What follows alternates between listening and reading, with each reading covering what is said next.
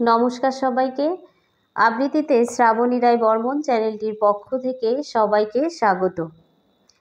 আজ আমি কাজী নজরুল ইসলামের যুগবাণী গ্রন্থ থেকে নেওয়া ভাব ও কাজ প্রবন্ধটি পাঠ করে শোনাব।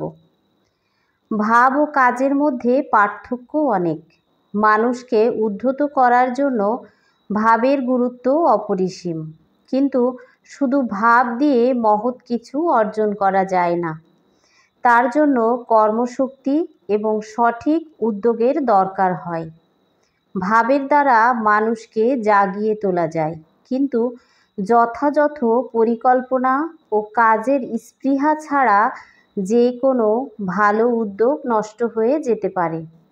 এ রচনাটিতে লেখক দেশের উন্নতি ও মুক্তি এবং মানুষের কল্যাণের জন্য ভাবের সঙ্গে বাস্তবধর্মী কর্মে তৎপর হওয়ার উপর জোর দিয়েছেন। আজকের নিবেদন কাজী নজরুল ইসলামের লেখা ভাব ও কাজ। ভাবে আর কাজে সম্বন্ধটা খুব নিকটবোধ হইলেও আদতে এ জিনিস দুটোই কিন্তু আসমান জমিন তফাত। ভাব জিনিসটা হইতেছে পুষ্পবিহীন সৌরভের মতো, একটা অবাস্তব উচ্ছ্বাস মাত্র। তাই বলিয়া কাজ মানে যে সৌরভবিহীন পুষ্প, ইহা যেন কেহ মনে করিয়া না বসেন। কাজ জিনিসটাই ভাবকে রূপ দেয়, ইহা সম্পূর্ণভাবে বস্তু জগতের। তাই বলিয়া ভাবকে যে আমরা মন্দ বলিতেছি বা নিন্দা করিতেছি তাহা নহে। ভাব জিনিসটা খুবই ভালো। মানুষকে কবজায় আনিবার জন্য তাহার সর্বাপেক্ষা কোমল জায়গায় ছোঁয়া দিয়ে তাহাকে মাতাইয়া না তুলিতে পারিলে তাহার দ্বারা কোনো কাজ করানো যায় না, বিশেষ করিয়া আমাদের এই ভাব পাগলা দেশে। কিন্তু শুধু ভাব লইয়াই থাকিব, লোককে শুধু কথায় মাতাইয়া মশগুল করিয়াই রাখিব, এও একটা মস্ত বদখেয়াল। এই ভাবকে কার্যের দাসরূপে নিয়োগ করিতে না পারিলে ভাবের কোনো সার্থকতাই থাকে না। তাহা ছাড়া ভাব দিয়া লোককে মাতাইয়া তুলিয়া যদি সেই সময় গরমাগরম কার্যসিদ্ধি করাইয়া লওয়া না হয়, তাহা হইলে পরে সে ভাবাবেশ কর্পূরের মতো উড়িয়া যায়। অবশ্য এখানে কার্যসিদ্ধি মানে স্বার্থসিদ্ধি নয়। যিনি ভাবের বাঁশি বাজাইয়া জনসাধারণকে নাচাইবেন, তাহাকে নিঃস্বার্থ ত্যাগী ঋষি হইতে হইবে। তিনি লোকদিগের সূক্ষ্ম অনুভূতি বা ভাবকে জাগাইয়া তুলিবেন মানুষের কল্যাণের জন্য, নিজের স্বার্থ সিদ্ধির জন্য নয়। তাহাকে একটা মহত্বের উদ্দেশ্য ও কল্যাণ কামনা লইয়া ভাবের বন্যা বহাইতে হইবে। নতুবা বানভাসির পর পলি পড়ার মতো সাধারণের সমস্ত উৎসাহ ও প্রাণ একেবারে কাদা ঢাকা পড়িয়া যাইবে। এই জন্য কেহ কেহ বলেন যে লোকের কোমল অনুভূতিতে ঘা দেওয়া পাপ, কেননা অনেক সময় অনুপযুক্ততা প্রযুক্ত ইহা হইতে সুফল না ফলিয়া কুফলই ফলে। আগে হইতে সমস্ত কার্যের বন্দোবস্ত করিয়া বা কার্যক্ষেত্র তৈয়ার করিয়া তবে লোকদিগকে সোনার কাঠির ছোঁয়া দিয়া জাগাইয়া তুলিতে হইবে। নতুবা তাহারা যখন জাগিয়া দেখিবে যে তাহারা অনর্থক জাগিয়াছে, কোনো কার্য করিবার নাই, তখন মহাবিরক্ত হইয়া আবার ঘুমাইয়া পড়িবে এবং তখন আর জাগাইলেও জাগিবে না। কেননা তখন যে তাহারা জাগিয়া ঘুমাইবে, এবং জাগিয়া ঘুমাইলে তাহাকে কেহই তুলিতে পারে না। তাহা অপেক্ষা বরং কুম্ভকর্ণের নিদ্রা ভালো।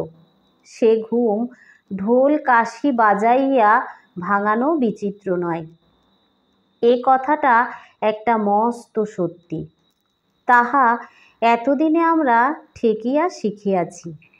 এই যে সেদিন একটা হুজুগে মাতিয়া হুড় করিয়া হাজার কতক স্কুল কলেজের ছাত্রদল বাহির হইয়া আসিল, কই তাহারা তো তাহাদের এই সৎ সংকল্প, এই মহৎ ত্যাগকে স্থায়ী রূপে বরণ করিয়া লইতে পারিল না। কেন এমন হইল? একটা সাময়িক উত্তেজনার মুখে এই ত্যাগের অভিনয় করিতে গিয়া স্পিরিটটাকে কি বিচ্ছিরিভাবেই না মুখ ভ্যাংসানো হইল।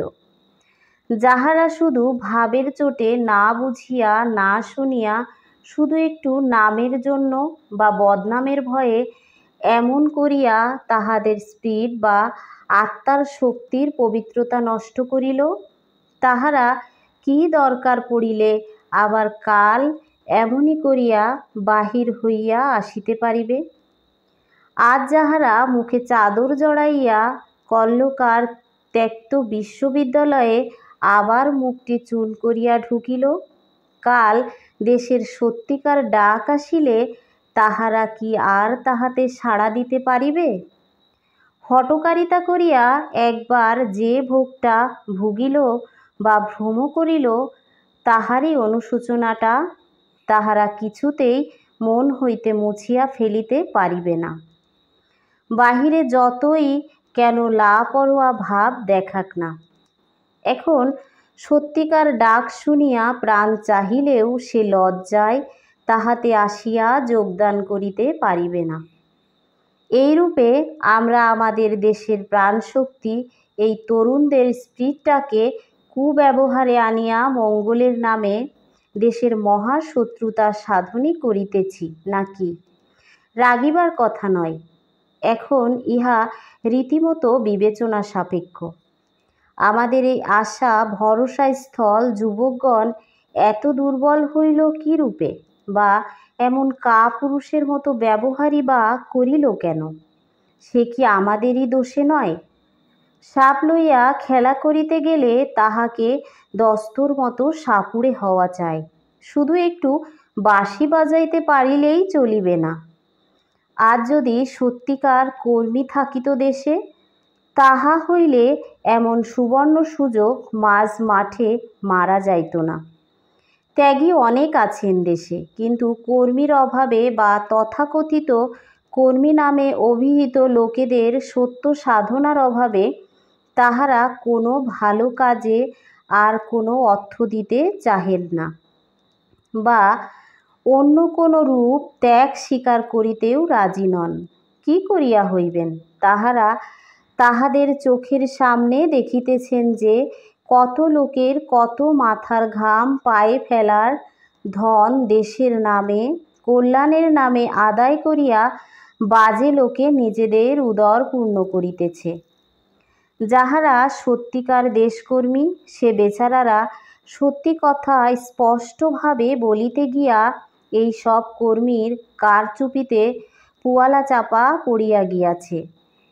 বেচারারা এখন ভালো বলিতে গেলেও এই সব মুখোশ পরা ত্যাগী মহাপুরুষগণ হট্টগোল বাধাইয়া লোককে সম্পূর্ণ উল্টা বুঝাইয়া দিয়া তাহাকে একদম খেল, ঝুটা ইত্যাদি প্রমাণ করিয়া দেন।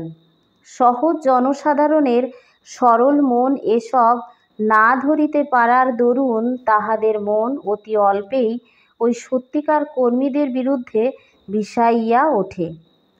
দশচক্রে ভগবান ভূত, কথাটা মস্ত সত্যি কথা। তাহা হইলে এখন উপায় কি? এক সহজ উপায় এই যে, এখন হইতে জনসাধারণের বা শিক্ষিত কেন্দ্রের উচিত ভাবের আবেগে অতিমাত্রায় বিহ্বল হইয়া কাণ্ডাকাণ্ড ভালো মন্দ জ্ঞান হারাইয়া না ফেলা।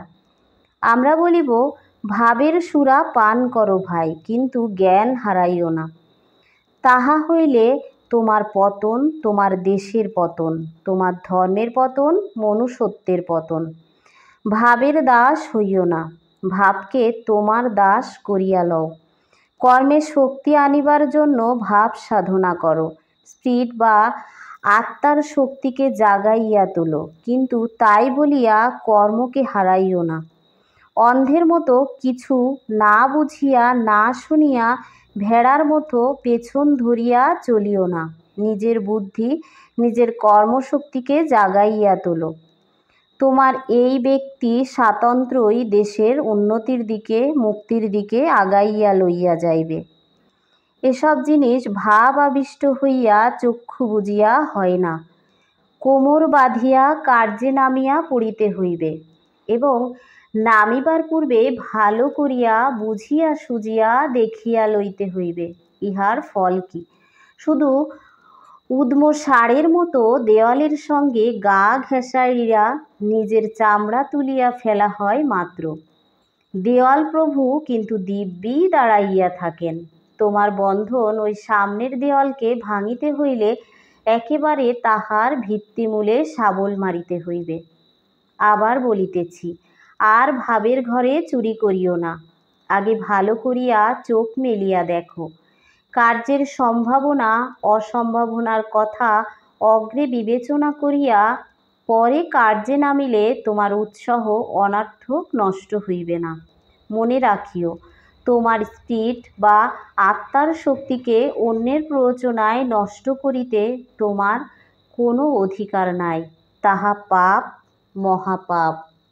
ধন্যবাদ সবাইকে। সবাই ভালো থাকবেন, সুস্থ থাকবেন। নতুন নতুন গল্প, প্রবন্ধ, কবিতা আবৃত্তি শুনতে আবৃত্তিতে শ্রাবণী রায় বর্মন চ্যানেলটির সঙ্গেই থাকুন।